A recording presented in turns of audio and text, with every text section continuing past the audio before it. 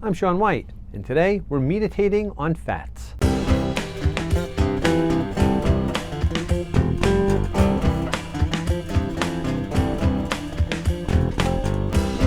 So out of the three macronutrients that there are, I feel like fats have been vilified the most for the longest amount of time, right? Everybody seems to love protein. Can't get enough protein these days. Carbohydrates and fats, I put in the same category. People really love them, but they've been taught to view upon them unfavorably. Like, we don't like them. We must remove them out of our diet. And I think fats even more so, because even the word fat, right? That just brings up negative connotations. You know, if you call somebody fat or a fatso or fatty foods and fatty boobalati, and all like this stuff, it's just always a negative, right? But it's a macronutrient, right? We need to have a significant amount of it in our diet to create a balanced diet. Fats make food taste good. They also, create a sense of fullness, like, feeling satisfied after you eat. Fats are also in every single cell in our body. Think about this: your brain is made up of 60% fat, right? So when somebody calls you a fathead, not far off. The majority of your brain is fat. So why is this? Once again, just like we discussed in carbohydrates, like why is there just such a negative bias against these? Why are people trying to eliminate them? So let's just talk about fats. Let's take this episode and talk about fats. So let's begin by looking at what our body does with fat. Like why is it a macronutrient? Why do we need it? Right? It's there's got to be a reason for this. So fats actually play a huge part in our overall health, right? So there's certain things it does, like it helps regulate some of our hormones. It helps regulate our appetite, our cholesterol. It also will help with keeping our skin and our hair looking healthy. It helps with brain development. It helps with blood clotting. Other things, if you think of like body fat and internal fat, it helps protect our internal organs, and it also helps insulate the body, right? This is also another reason why we kind of gain a little bit weight as we get older. And that's a defense mechanism of the body to try to help like protect like our joints and our knees, our elbows and stuff like that. We'll do a little bit more weight to try to help with that. It also helps with nutritional absorption on certain things. If you think about it, we have certain vitamins that are water soluble that will dissolve in water, but there's some that will only dissolve in fat. These are fat soluble vitamins. That'd be A, D, E, and K.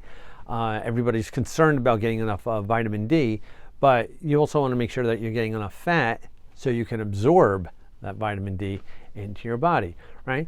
So these are all the benefits of having, fat in as a part of your balanced diet. So if we need this stuff, why are we trying to cut it out of our diet? Well, to understand this, I think we kind of have to understand what fats are and where we can start running into issues with them. So let's talk about that. All right, so here we get into a little bit of biology, and I'm not going to go deep into this. You can look this stuff up if you want.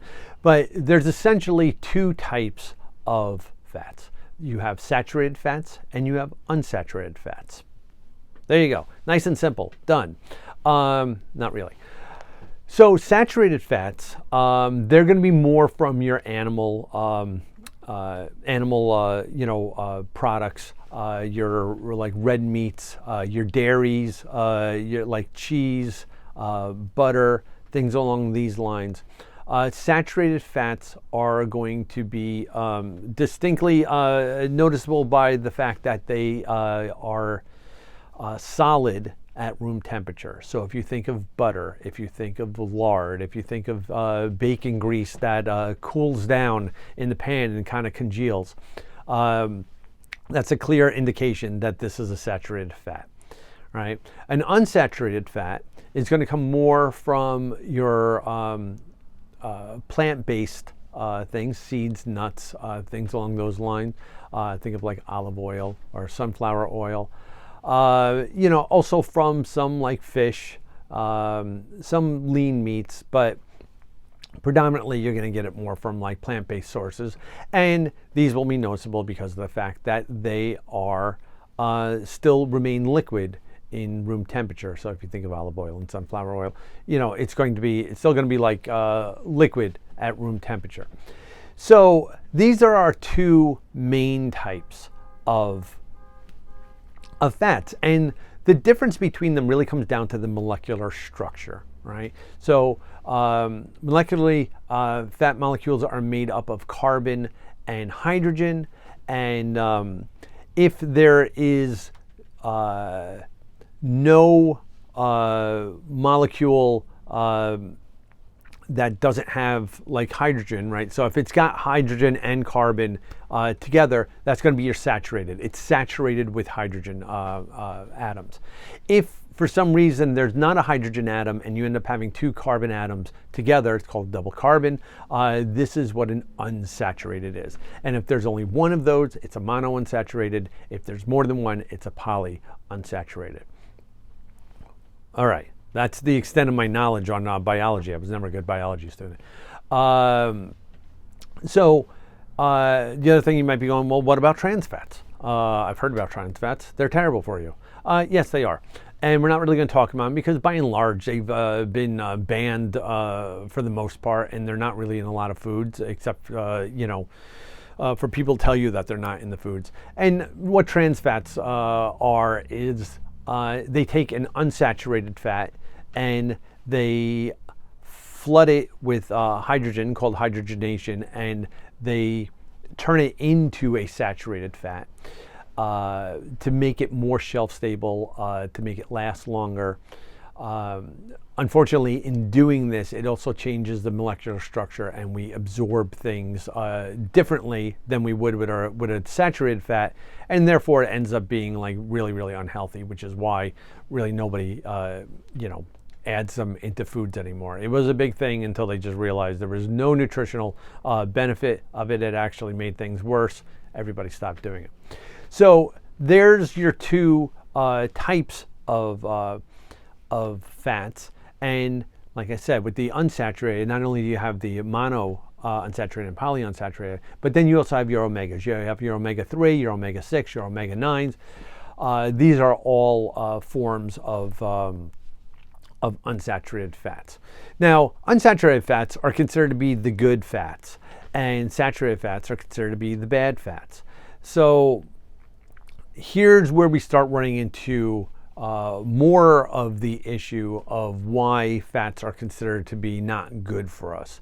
So let's just move on from chemistry and let's talk about why there's this issue with fats.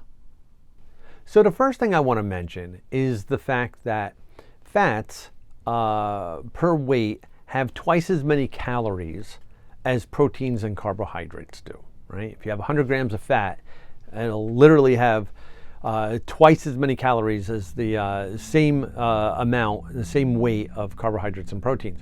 So this is something we need to be mindful of, right? I'm always talking about being mindful of what we're eating, how much we're eating, and everything like that. It's very simple to go way over your calorie counts for a day by having too much fat in your diet.